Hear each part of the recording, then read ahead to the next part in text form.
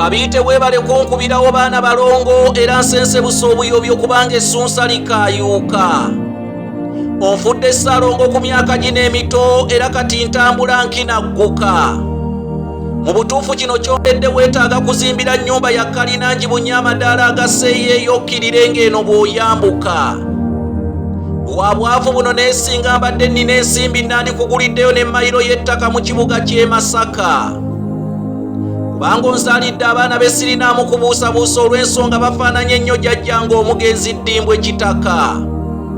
Amazima ku ntujjo y'abalongo amazina ga kututta anti ng'eno tukkirira wamma ddala bwe twambuka. Ekituufu wagenda kubaawo okumokkola amagambo amanene era mugalinde nga gabwatuka. Tugenda kwesiba ebisenso tuzina abalongo okutuuka bwe binaakutuka. Omukolo guno njagala gube gwa kitiibwa okwetooloola omuluka era si gwa kuleka mwana na mukadde yenna waka.